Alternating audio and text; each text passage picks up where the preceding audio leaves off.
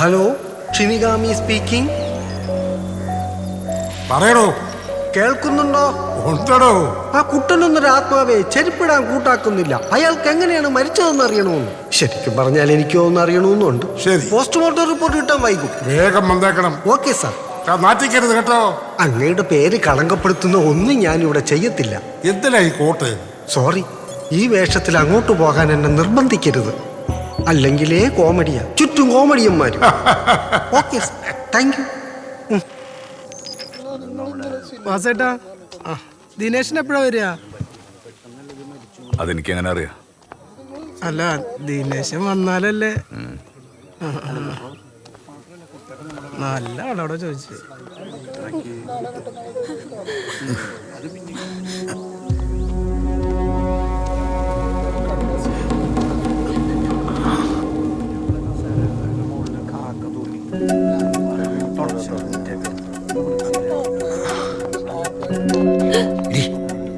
മുടിയും വന്നിട്ടുണ്ട്.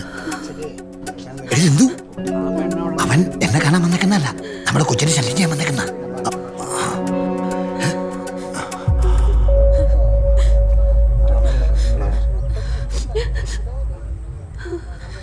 ദേവന്റെ നോട്ടം കണ്ടോ? ആ കൊച്ചിനെ നോക്കുന്നുണ്ടോ? സൂക്ഷിച്ചോണം, പല പരിപാടിയാവും കാണിക്കും. കുട്ടാ, നിങ്ങൾ പോയില്ലേ? അങ്ങനെ അങ്ങ് പോകാൻ പറ്റും? നിന്റെ ചിത എന്താ എടുക്കാത്ത? എന്റെ ചിതയിലേക്ക് എങ്ങനെ എടുക്കുന്നത്? എന്റെ ഒരു പരട്ടേളയും ഗൾഫിൽ നിന്ന് വരാറുണ്ട്. അവൻ വരാതെ എന്റെ ചിതയിലേക്ക് എടുക്കുകയില്ല. സാറൊരു കാര്യം ചെയ്യാം, എല്ലോടെങ്കിലും ഒക്കെ ഒന്ന് കറങ്ങിയായിരുന്നു ആരെങ്കിലും ഒക്കെ ഒന്ന് പിടിച്ചോണ്ട്. അങ്ങനെ കണ്ണി കണ്ടവരൊന്നും പിടിച്ചോണ്ട് പോകാൻ പറ്റത്തില്ല. അല്ല, ആരെ കിട്ടില്ലെങ്കിൽ ഒരു കാര്യം ചെയ്യാം, ഗോവിന്ദൻ ഡോക്ടറുടെ ആശുപത്രിയിലേക്ക് അല്ലേ, അവിടെ ചികിത്സ കിട്ടാതെ കിടക്കുന്നുണ്ട്. അവരെ പിടിച്ചോണ്ട് പോകും. എനിക്ക് കുറെ കാര്യങ്ങൾ നടക്കാണ്ട് അത് കഴിയാൻ പറ്റില്ല. എന്നെ പിടിക്കാൻ മാത്രം തന്നെ അവന്റെ അഹങ്കാരം തീരും. ഉത്തരാത്മാവ് നാട്ടിൽ വേറെ ആരുമില്ല.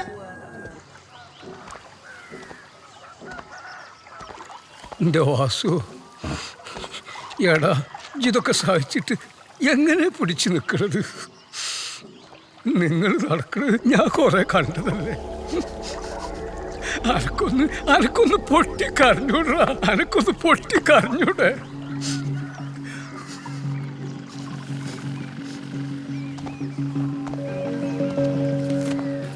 ആരോട്?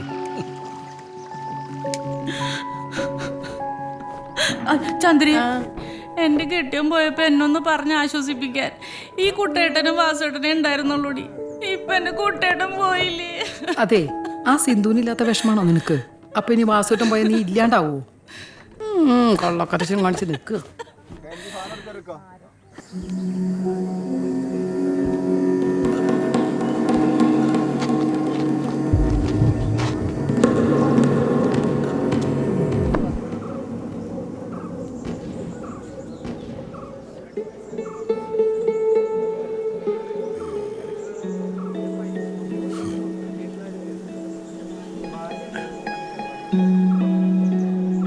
ഈ കണ്ണീരും കൈയുള്ളടത്ത് എന്നും ഇങ്ങനെ ചുറ്റിപ്പറ്റി നിൽക്കേണ്ട ഗതികേടല്ലേ.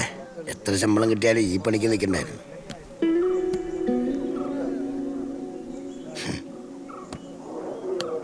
സാറേ, സാറിന് പോകണമെന്ന് നിർബന്ധമാണെങ്കിൽ സാറ് പോയിട്ട് പിന്നെ വന്നാൽ മതി സാറേ. അത് ശരിയാവൂല. അങ്ങനെയാണെങ്കിൽ ഇതും ശരിയാവൂല. നീ ഇല്ലാതെ എനിക്ക് അങ്ങോട്ട് പോകാൻ പറ്റൂല. എനിക്ക് നിങ്ങൾ പോകണമെന്നൊരു നിർബന്ധമില്ലെന്നേ. കുട്ടാ, തമാശ പറയാനുള്ള സമയമല്ല ഇത്. എന്റെ അവസ്ഥ കൂടെ നീ ഒന്ന് മനസ്സിലാക്ക്.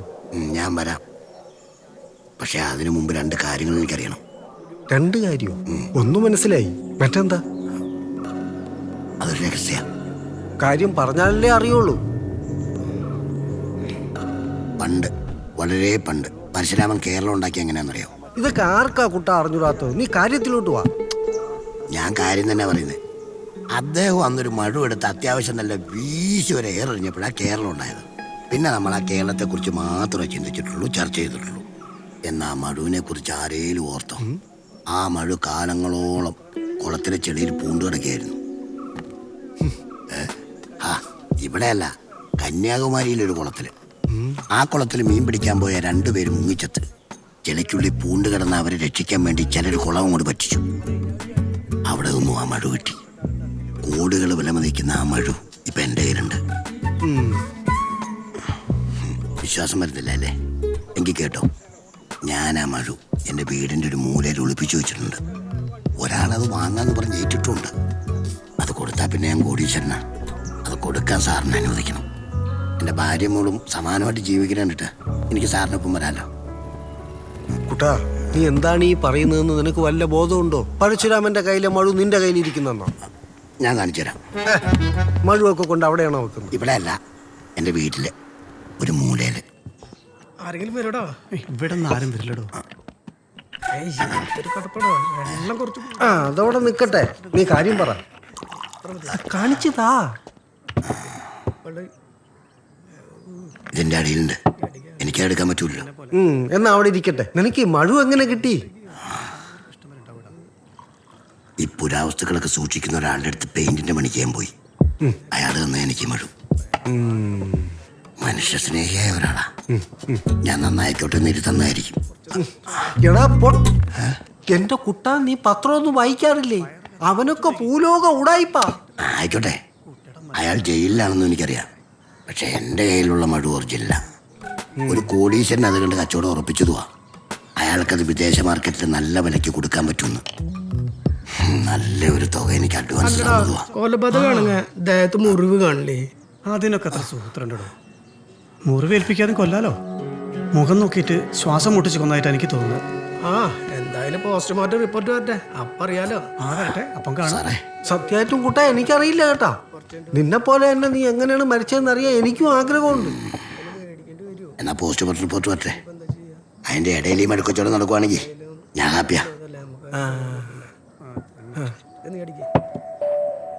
താൻ അയാളെ പിടിക്കാൻ പോയിട്ട് ഇപ്പൊ മഴുക്കച്ചോടം തുടങ്ങിയോ?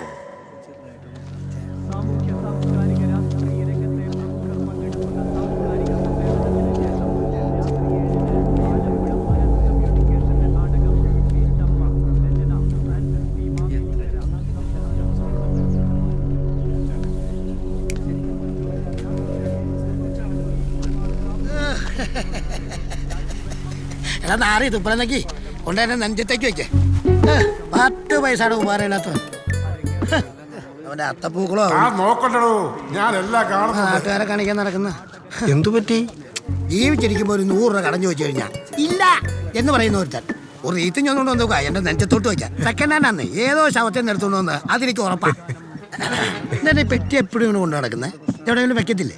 ഏയ്, അവിടെ വേണം വെക്കാൻ നമുക്ക്. ഇതെപ്പോഴും കൂടെ വേണം. ഷിനിഗാമിക്ക് അത് നിർബന്ധമാണ്. ഷിഗിരാഗ്നി അങ്ങനെയാണോ പേര്? 3 വർഷം ജപ്പാനിൽ കോഴ്സ് പൂർത്തിയാക്കിയപ്പോൾ കിട്ടിയ ഡോക്ടറേറ്റാ ഷിനിഗാമി. ആ, ഇതിന്റെ മൂല്യം കുട്ടൻ അറിയാഞ്ഞിട്ടാ. എന്താ ആകർഷകമാണ് അല്ലേ? ഉദയൻ ഒരെണ്ണം എടുക്കട്ടെ. സമയമുണ്ട് ഇല്ലേ? വാസു, വാസു, വാസു, കേൾക്കാൻ പറ്റൂല കുട്ടാ. എടാ വാസുഡേ, ഇന്നലെ രാത്രി ഞാൻ കുട്ടനെ അന്വേഷിച്ച് നടന്നായിരുന്നല്ലോ, കണ്ടായിരുന്നു? കേട്ടാ? എന്തെങ്കിലും പ്രശ്നം ഉണ്ടെങ്കിൽ തുറന്ന് പറയണം. നിന്നെ ആളുകൾ സംശയിക്കത്തുള്ളൂ. നാട്ടുകാരാണെന്ന് ഞാൻ നോക്കില്ല. അടിച്ച് മോന്തയുടെ ഷേപ്പിയന്മാരുകളെ ഉപദേശിക്കാൻ വന്നിരിക്കുന്നു. എന്തായാലും അളിയൻ വന്നിട്ടേ നിന്നെ ദഹിപ്പിക്കത്തുള്ളൂ. കുറച്ച് സമയം കൂടെ ഉണ്ട്. ഞാനൊരു സൂത്രം പറയട്ടെ.